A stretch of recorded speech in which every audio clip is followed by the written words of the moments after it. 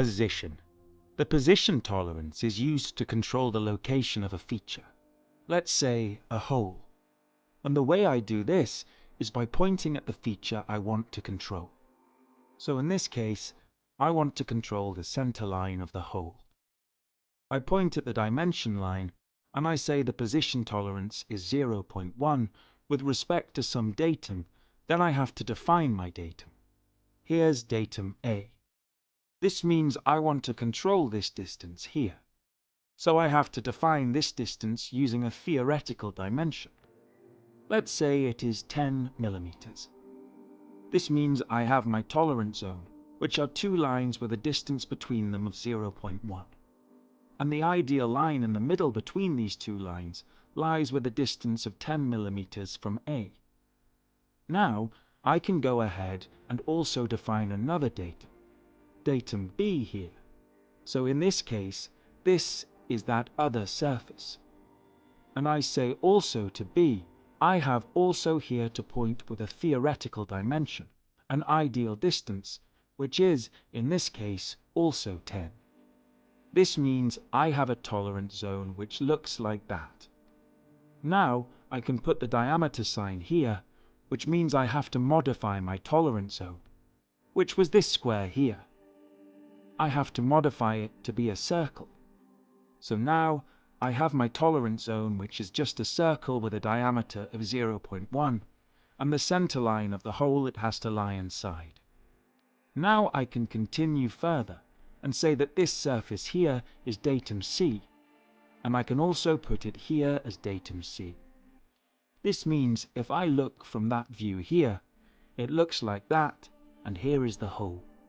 This means that the center line of the hole, which in reality might look like that, is perpendicular to C within a diameter of 0.1. And you see, location tolerances already control the form and orientation for the elements in addition to their location.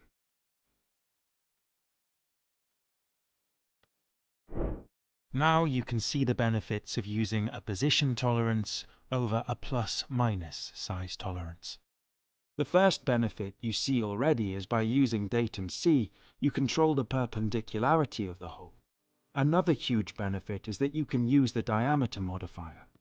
But why is it better? Let's see. You could have said 10 plus minus 0.05, and this means also a distance of 0.1 from B. If you look at the tolerance zone without using the diameter sign, it'll look like this. And your measurements will lie like that.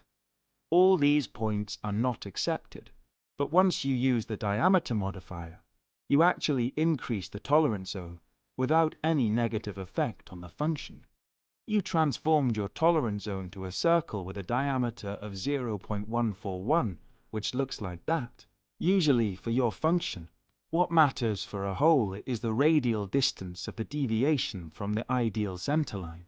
If you had to look at the point that lies here or there, you accepted them in the first tolerance, which was 0.1 using normal plus and minus tolerances.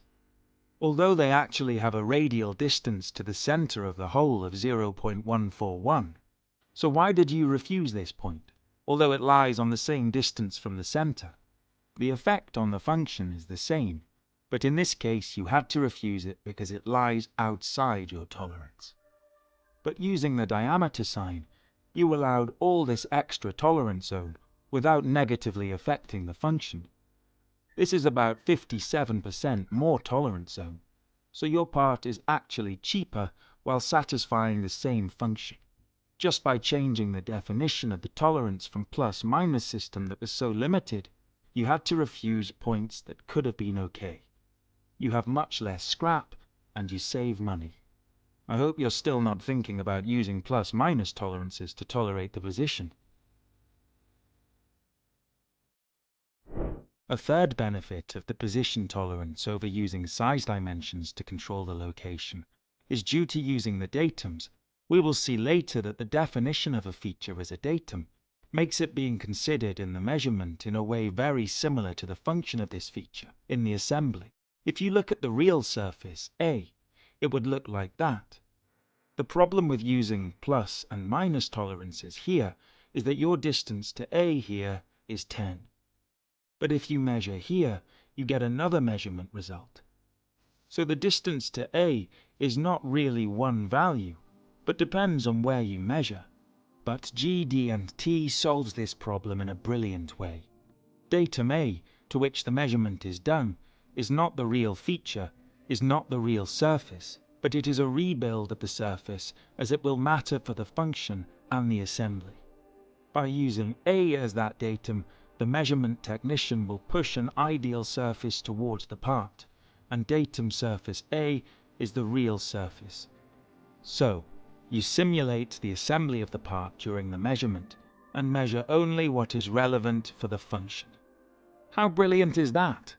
To summarize, we saw that position saves cost by allowing more tolerance zone without negatively affecting the function. We saw that it simulates the function and assembly of the part during the measurement, rather than just giving a random result. Also, using position means that you control the form of the element and the orientation, because the tolerance zone has to be parallel to the datum. All of these advantages for using GD&T over just a size dimension to tolerate location makes it extremely important to consider using position whenever there is a chance. If you found this video helpful, don't forget to give it a like and drop a comment below. We'd love to hear your thoughts or questions. And if you're into leveling up your skills with expert-led content, hit that subscribe button and turn on notifications. For full courses, downloadable assignments, and certifications, head over to Excedify.com. Start learning smarter today.